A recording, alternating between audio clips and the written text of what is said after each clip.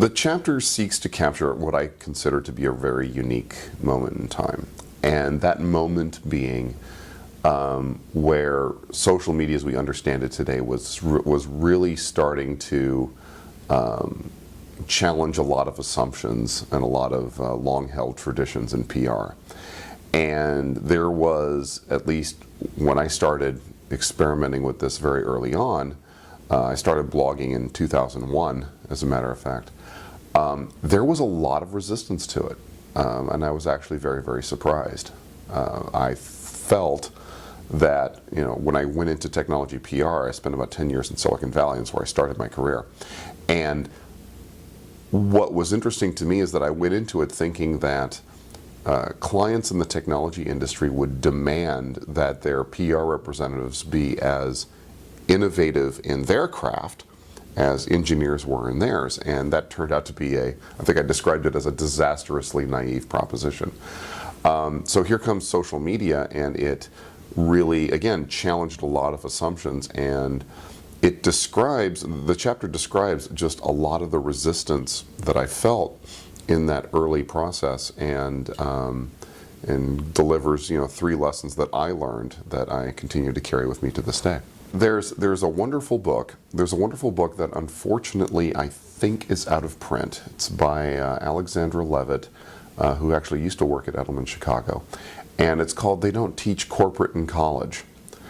And, you know, if I look back at some of the issues that, you know, perhaps I had in terms of my professional development when I started in the PR agency environment, you just kind of realize that one of the things that they just don't teach in college for whatever reason is what it's like to work in a corporate environment and what it's like to work, you know, within a team-oriented environment.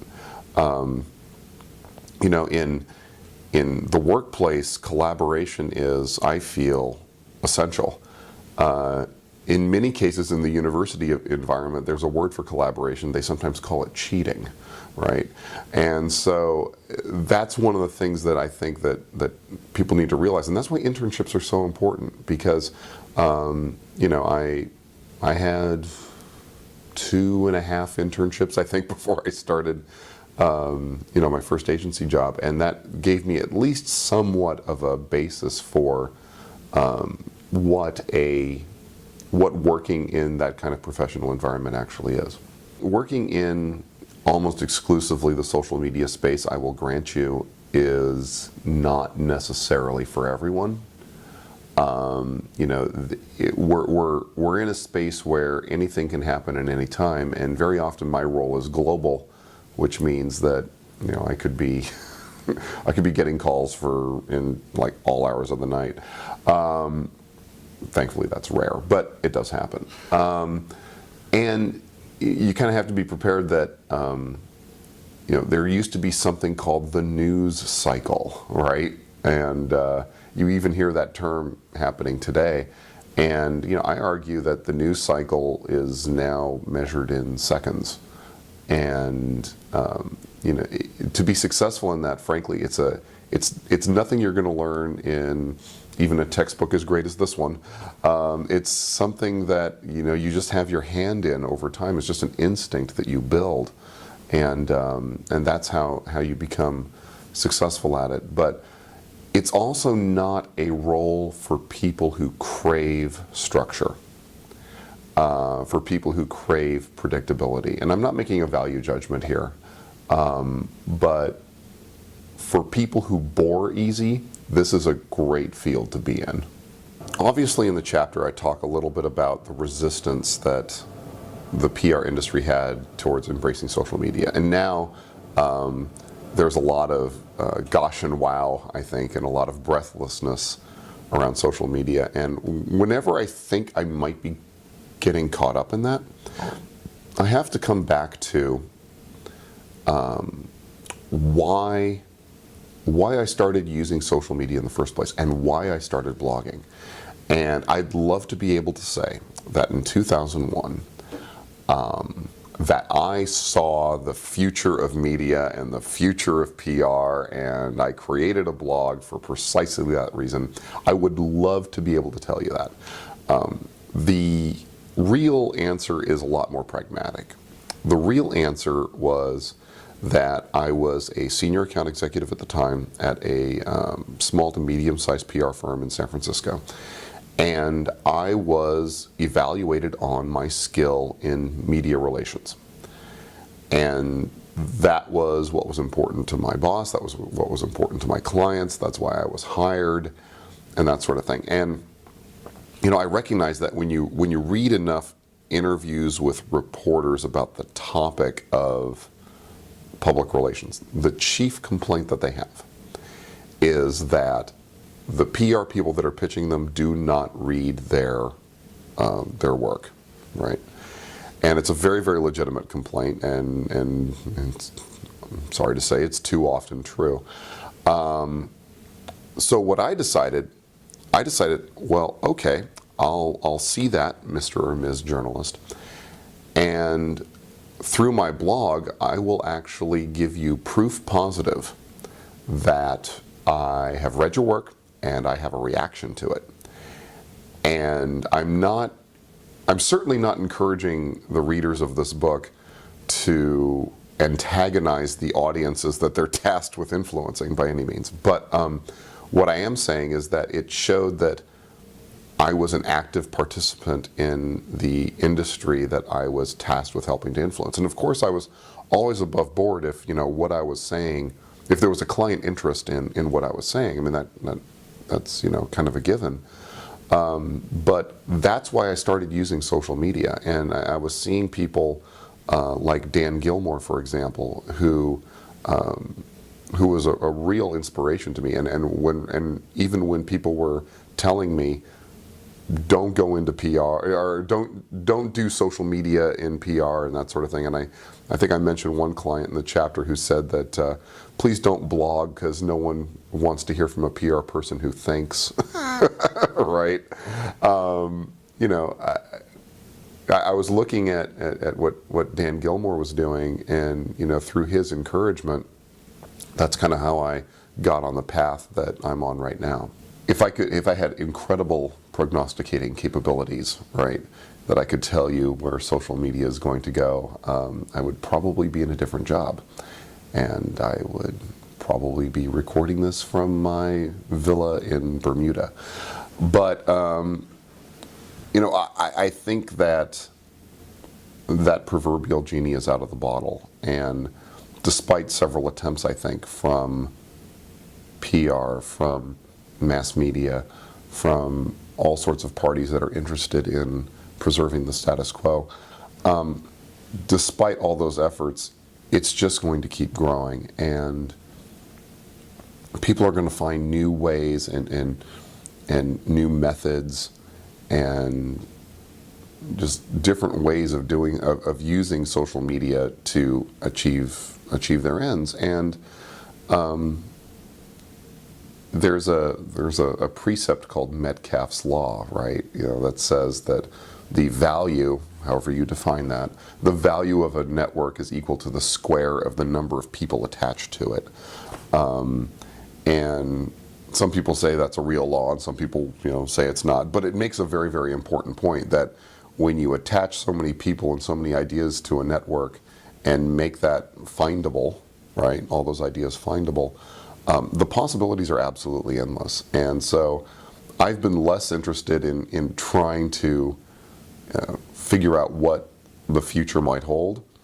I've been more interested in making sure that I'm paying attention to what drives people to share, what drives people to want to find out people like them on the internet, and I think that's the really important thing to look at, is just this notion of we're becoming sort of a society that's almost based on sharing, which sounds like really interesting. And when you have all these people sharing their ideas, you can only have just an infinite diversity and infinite combinations of all sorts of things that people can come up with, and many of which are going to be of little value, but I think in large part they're going to be things that are truly transformative.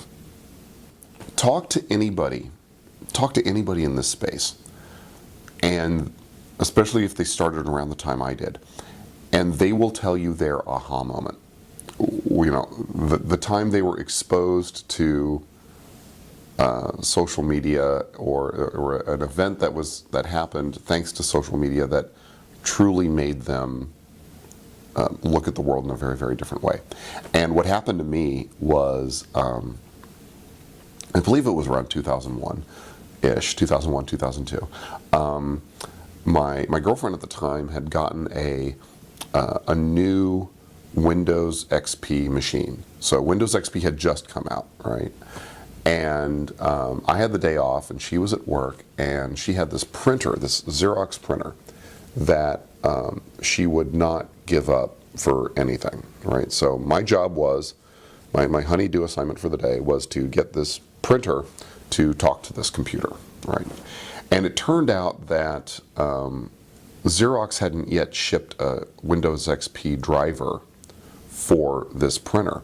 So I've been searching the internet, and I've been trying to find a way to get around this, and I finally dialed the 1-800 Xerox number, and I said, I'm kind of stuck. I kind of need to, connect these two things and get them to work and talk to one another. And we were talking back and forth, and then finally, in almost a conspiratorial tone, he told me to go to a competitor's website, and he gave the model number for the competitor's printer that he said was completely compatible with their Xerox printer. And he told me that, chances are the call was being recorded for quality assurance or what have you, but it was this very conspiratorial tone where he was like, all right, you need to go to that website, download that driver, totally works with our product. I'm like, all right, fine. So I download it, lo and behold, it works, right? So competitor's driver, Xerox's hardware, the thing totally works. And so I feel like a hero, but I figure I cannot be the only person having this problem. So I take to my blog, and I wrote the fix down, and I said, hey, this is what you got to do. Go to this website, download this driver. If you happen to have this printer, and if you happen to have Windows XP, this is the way to get it to work. And then I forgot about this post for like 3 years. I then get an email 3 years later that it was as if it looked as if it was written by Borat, right? And it turned out it was from Bucharest, Romania, as it turns out. And it was a beleaguered law clerk at a small law firm where, she was the secretary, the admin, the shipping clerk, and the MIS staff. And you just get this sense that she was just overworked, underpaid, underappreciated. And apparently her boss was like, get this to work or else. And so I get this email, and I'm kind of, her English was much better than my Romanian, but it was basically, I work at such law firm, it forsucks, et cetera, et cetera. And what I was able to pull out of it was, she was able to search the internet for that one problem and was able to solve it. So that was my big aha moment. In fact, I literally just sort of stood back from my computer, and I was like, I didn't think anything of this experience really when I decided to blog about it. And here's somebody, I am now the hero to somebody halfway around the world who was looking for a fix to this problem that I had, and I figured if somebody else, gets some value out of it, whatever. And so I take that lesson and then I apply it to, I tell companies, you want to be that person that helps somebody out. You want to be the person that puts something online that scratches a very real itch for somebody. And in a sense, companies need to be almost like media companies, right? And I think that's incredibly important. And it also goes back to Craig Newmark when he founded Craigslist. Somebody asked him in some interview why you founded Craigslist, and in the about page of Craigslist for a while it said that Craigslist exists to give people a break. right? Why the hell does anybody go online? You know, they want to be given a break. They want to get news that gets them, you know, ahead or through the day. They want to be entertained. They want to, you know, buy a used couch, sell a used couch, whatever. But why do people go online for any reason, right? They want to be given a break. You know, the woman in Bucharest wanted to be given a break. That's why she took to a search engine to find that problem. And I tell companies, you have to be that person. You have to be that resource that when people have that itch and there's a mutual objective benefit between your business goals and their needs, it's a win-win for everyone, right? And I think that's really the most valuable lesson moving forward, is that companies have to be that person, that resource.